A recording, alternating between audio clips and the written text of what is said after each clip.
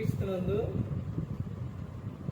సహోదరి సహోదరులారా, ప్రభువైన యేసుక్రీస్తు నామములో హృదయపూర్వకంగా ముందుగా ఇంత మంచి సమయాన్ని ఇచ్చిన తండ్రైన దేవునికి ప్రభువైన క్రీస్తు ద్వారా కృతజ్ఞతాస్తుతులు చెల్లిస్తున్నానండి. అందరూ బాగున్నారండి. వాక్యం చదువుకొని ప్రార్థన చేసుకున్న తర్వాత ఆటోలోనికి వెళదామండి.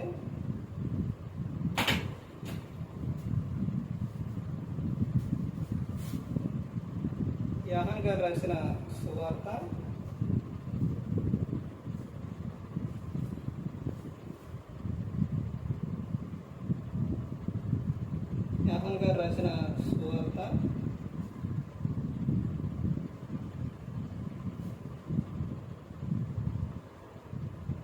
8వ అధ్యాయం 29వ వచనం. నన్ను పంపిన వాడు నాకు తోడై ఉన్నాడు, ఆయనకిష్టమైన కార్యము నేను ఎల్లప్పుడూ చేయుదును కనుక ఆయన నన్ను ఒంటరిగా విడిచిపెట్టలేదని చెప్పాను. ఆయన ఈ సంగతులు మాట్లాడుతుండగా అనేకులు ఆయన యందు విశ్వాసం ఉంచిరి. ప్రార్థన చేసుకున్నాం. పరలోకమందున్న మా తండ్రి, పరిశుద్ధ ప్రేమ గల తండ్రి, గొప్ప తండ్రి, యెహోవా తండ్రి, ఈ ప్రియకుమారుడు యేసుక్రీస్తు ప్రభువు ద్వారా కృతజ్ఞతాస్తుతులు చెల్లిస్తున్నాను. ఈ రాత్రి వేళ తండ్రి మా అందరితో మాట్లాడమని మా ప్రభువైన యేసుక్రీస్తు నామములో వేడుకుంటున్నాం తండ్రి. ఆమేన్. ప్రభువైన యేసుక్రీస్తు నామములో హృదయపూర్వక వందనాలండి. దేవుని కుమారుడు యేసుక్రీస్తు ప్రభువు ఈ లోకానికి వచ్చిన తర్వాత పరలోక రాజ్యం సమీపిస్తుంది కనుక మారు మనసు పొందమని ప్రకటింప అంశం. నీకు తోడై ఉన్నది ఎవరో తెలుసా? నీకు తోడై ఉన్నది ఎవరో తెలుసా? ఈ లోకంలోని మనిషికి ఎన్నో శ్రమలు, ఎన్నో బాధలు అనేకమైనవి వచ్చినప్పుడు మనుషులు తోడుంటారు అనేది అది ఎంతవరకు కూడా జరగదు. కరోనా వచ్చినప్పుడు మా ఇంటి వారి దగ్గర లేకుండా దూరంగా వెళ్ళిపోయారు, దూరంగా పెట్టేశారు. అలాగే ఏదైనా కానీ ఏదైనా ప్రతి ఒక్క విషయంలో నువ్వు ఆపదలో ఉన్నా, లేకపోతే అనారోగ్యంగా ఉన్నా, లేకపోతే ఆర్థిక పరిస్థితుల్లో నువ్వు ఉన్నా కానీ నీకు నేనున్నాను, నేను సహాయం చేస్తాను, నీకు తోడుంటాను అని మనుషులు ఎవరు రారు. ఇదిగో అతను అనారోగ్యంతో ఉన్నాడు, చూడటానికి వెళ్దామా అని ఎవరైనా అనుకుంటే, రావాలి అనుకుంటే మరలా వాళ్ళలో ఏం ఆలోచన వస్తుంది అంటే వెళ్ళాలంటే అక్కడికి వెళ్తే ఏదన్నా సహాయం అడుగుతారేమో, లేకపోతే అదేమన్నా మనకు అది ప్రమాదకరమైన వ్యాధైతే మనకు వస్తుంది, మనకెందుకు వచ్చింది అనుకుంటారు. అదే ఆర్థిక పరిస్థితిలో ఉన్నప్పుడు మనిషి కనపడటానికి కానీ, ఎదురుపడటానికి కానీ, మాట్లాడటానికి కానీ ఇష్టపడరు. ఎందుకంటే అన్న సహాయం అడుగుతారేమని. ఇలా అనేకమైన సందర్భాలు అనేది లోకంలో కనబడుతుంది. ఇక్కడ యేసుక్రీస్తు ప్రభువు చెప్తున్న విషయం చూడండి. యోహాను గారు రాసిన సువార్త 8వ అధ్యాయం 29వ వచనంలో నన్ను పంపిన వాడు నాకు తోడై ఉన్నాడు. చూశారండి, యేసుక్రీస్తు ప్రభువు ఏమని చెప్తున్నారు? నన్ను పంపించిన వాడు, నన్ను పంపించిన ఆయన ఎవరు? తండ్రి అయిన దేవుడు. యేసుక్రీస్తు ప్రభువుని లోకానికి పంపించింది తండ్రి అయిన దేవుడు. ఎందుకంటే ప్రతి ఒక్కరు కుమారుని యందు విశ్వాసం ఉంచాలి, ఆయన హత్తుకోవాలి, ఆయన పోలి నడుచుకోవాలి, ఆయనను ముద్దు పెట్టుకోవాలి. ఆయనే మార్గం, సత్యం, జీవం అని ఆయనే చెప్పారు. నేనే మార్గం, నేనే సత్యం, నేనే జీవం అని యేసుక్రీస్తు ప్రభువు చెబుతున్న విషయం. నన్ను పంపిన వాడు నాకు తోడై ఉన్నాడు, నాకు తోడై ఉన్నాడు. ఆయన ఎవరు? తండ్రి అయిన దేవుడు. ఈ సందర్భంలో ఒక విషయం, యేసుక్రీస్తు ప్రభువు వెంట 12 మంది శిష్యులు, జనసమూహం, వారందరూ కూడా ఆయన వెంట ఉన్నారు. ఆయనను ఎప్పుడైతే సిలువకు అప్పగించారో యోధా ఇస్కరియోతు వచ్చి ముద్దు పెట్టుకున్నాడు. ఆ సైన్యం ఎప్పుడైతే వచ్చిందో ఆ 12 మంది పరారయ్యారు, ఎవ్వరూ కూడా అక్కడ లేరు. మరి ఇప్పుడు యేసుక్రీస్తు ప్రభువారికి తోడై ఉన్నది ఎవరు?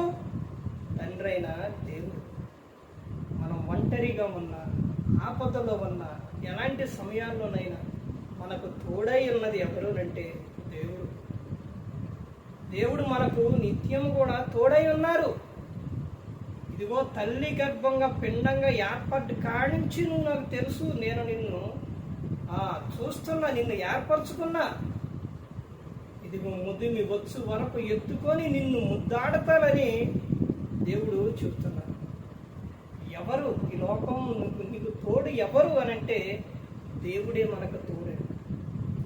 ప్రతి ఒక్క సందర్భంలో, ప్రతి ఒక్క విషయంలో మన కాపాడుతుంది, రక్షిస్తుంది, మన ప్రతి అవసరం కూడా తీరుస్తుంది దేవుడు. యేసుక్రీస్తు ప్రభువారు. యేసుక్రీస్తు ప్రభువారు మనకు తోడై ఉన్నారు. అదే చెప్తున్నారు. తర్వాత ఏమని చెప్తున్నారు?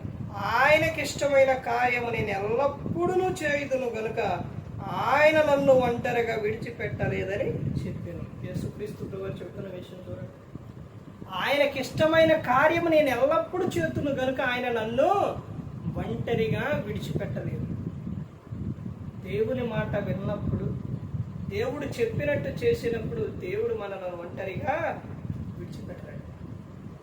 ఒంటరిగా విడిచిపెట్టరు. ఆయన ఎప్పుడు మనలను కాపాడుతూనే ఉన్నారు.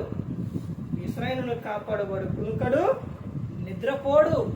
ఆయనే మనల్ని కాపాడేది. ప్రతి ఒక్క దాని నుంచి కూడా ఆయనే కాపాడుతున్నారు. శోధనలోని, ఆపదల్లోని, అనేక విషయాల్లో దేవుడు మనకు తోడై ఉన్నారు, మనలను కాపాడుతున్నారు. ఆయన ఎప్పుడు ఎవరిని కూడా ఒంటరిగా విడిచిపెట్టరు. అయితే ఆయనకి ఇష్టమైన కార్యాలు చేసే వారిగా ప్రతి ఒక్కరు కూడా ఉండాలి.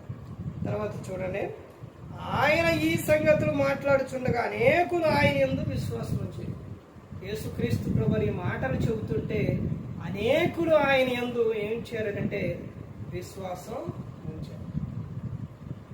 విశ్వాసం ఉంచితేనే, ఎంత ప్రార్థన చేసినా ఏదైనా కానీ దేవుని పట్ల నువ్వు విశ్వాసం ఉంచితేనే ఏదైనా జరుగుతుంది. విశ్వాసం లేకుండా దేవునికి ఇష్టడై ఉండుట అసాధ్యం. హెబ్రీయులకు 11వ అధ్యాయం మొత్తం కూడా విశ్వాసుల జాబితా అక్కడ ఉంటుంది. విశ్వాసులకు తండ్రి ఎవరనంటే అబ్రహాము. విశ్వాసములకు దానికి కర్త ఎవరనంటే యేసుక్రీస్తు ప్రభువు. దానిని కొనసాగించువాడైన యేసు వైపు సాగుతూ మన ముందున్న పందెములో ఓపికతో పరిగెత్తాలని చెప్తారు. మనకు తోడై ఉన్నది ఎవరు అనంటే దేవుడే మనకు తోడు. లోకంలో మనుషులు కానీ, బంధువులు కానీ, రక్త సంబంధులు కానీ, ఎవరైనా కానీ ఎవ్వరు కూడా తోడు అనేది ఉండరు. దేవుడు చెప్తున్నారు, నేను నిత్యం నీకు తోడై ఉంటా, ఎప్పుడు నీకు తోడై ఉంటా. నువ్వు నా మాట విన్నప్పుడు, నా మాటలు నీలో ఉన్నప్పుడు నన్ను అడుగు, నీకేం కావాలో అది ఇస్తాను అని చెప్తున్నా.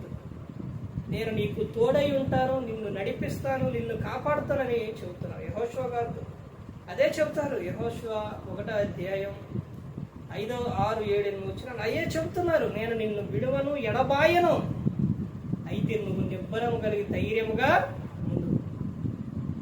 హెబ్రీయులకు 13వ అధ్యాయం 5వ వచనంలో కూడా అదే చెబుతున్నారు. నిన్ను విడువను, ఎడబాయను అని చెబుతున్నారు. నరమాత్రుడు నాకేమి ఏం చేయగలడని మంచి ధైర్యంతో చెప్పగలిగిన వారంగా మనం ఉండాలి. మనకు తోడు ఎవరోనంటే, మనకు అండ ఎవరోనంటే దేవుడే యేసుక్రీస్తు ప్రభువు. ఆయనే మనకు తోడు. అన్ని సమయాల్లో, అన్నిటిలో, ప్రతి ఒక్క విషయంలో కూడా దేవుడే మనకు తోడై.